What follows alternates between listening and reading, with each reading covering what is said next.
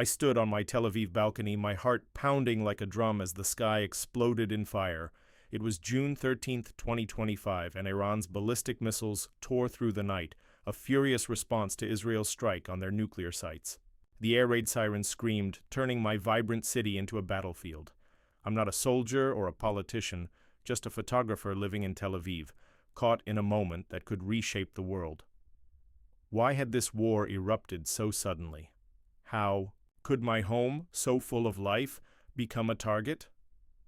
As explosions lit the horizon, I realized this night would test everything I knew about fear, survival, and hope.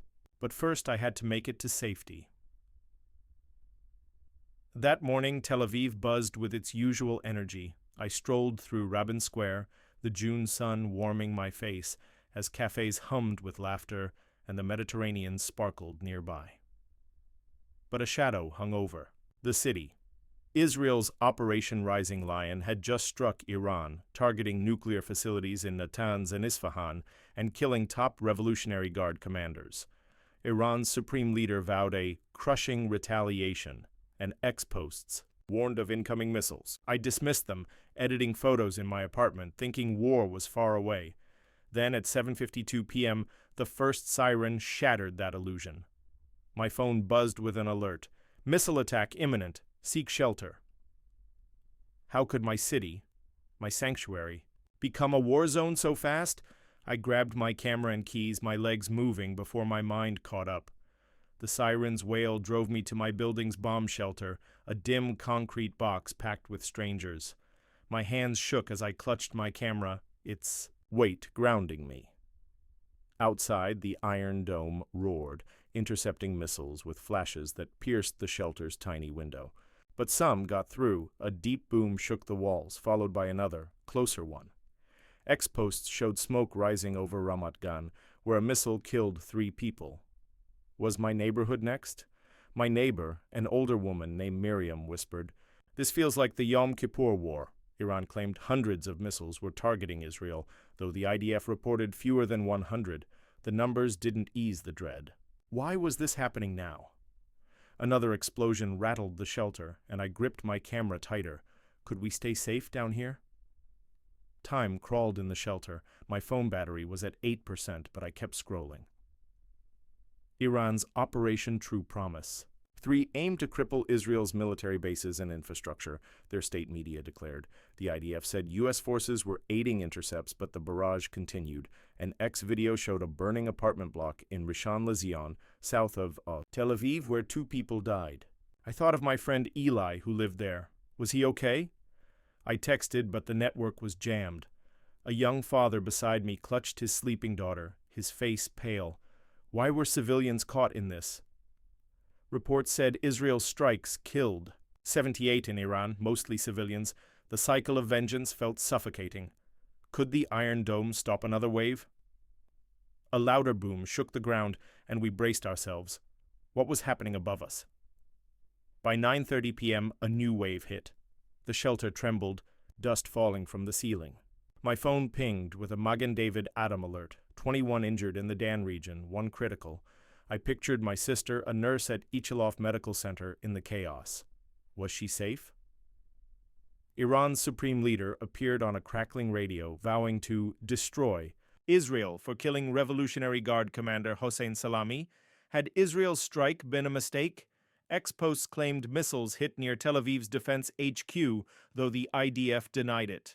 The uncertainty clawed at me. How much of my city was left?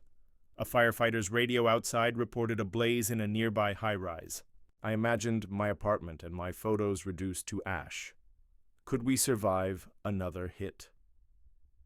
A soldier pushed open the shelter door, his expression grim. What was he about to say? The soldier said the latest wave was intercepted, and we could leave the shelter. Briefly, I stepped into a city cloaked in smoke, the air sharp with burning metal. A nearby cafe's windows were shattered, tables overturned.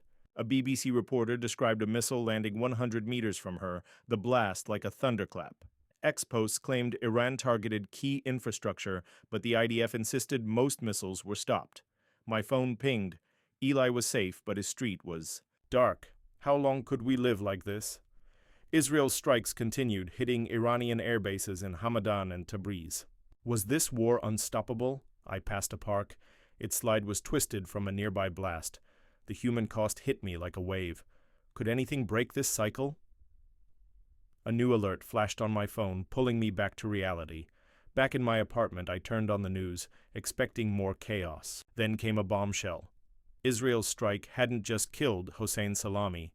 It had destroyed a secret uranium enrichment facility in Isfahan, hidden from the world. Had Israel planned this all along? Iran's UN envoy called it state terrorism, claiming their missiles were self-defense. Netanyahu vowed to finish the mission. My mind spun. Had Israel's gamble stopped a nuclear threat or ignited a bigger war? Ex-posts buzzed with rumors of Russia and China intervening while the U.S. urged restraint. What was the world's next move? Another siren wailed, and my heart sank. The siren sent me back to the shelter, where exhaustion hung heavy. But the news gave a flicker of hope. Israel's strikes had crippled Iran's nuclear program, setting it back years. The IDF called it a triumph, but the cost was steep. 3 dead in Tel Aviv, 80 injured, and neighborhoods scarred. Iran reported 78 dead, mostly civilians. I thought of the twisted slide, the shattered lives. Was this victory worth it? Both. Sides claimed justice, but I saw only loss.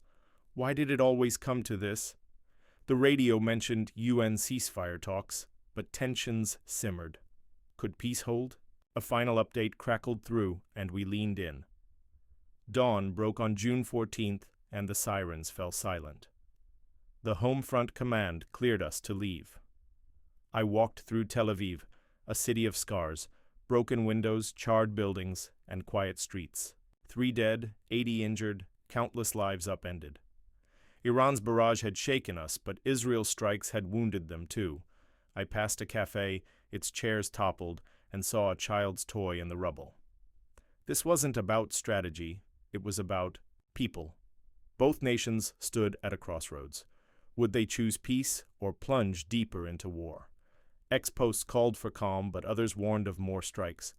As I gazed at the Mediterranean, calm yet heavy, a faint siren echoed. Was this over, or just the start?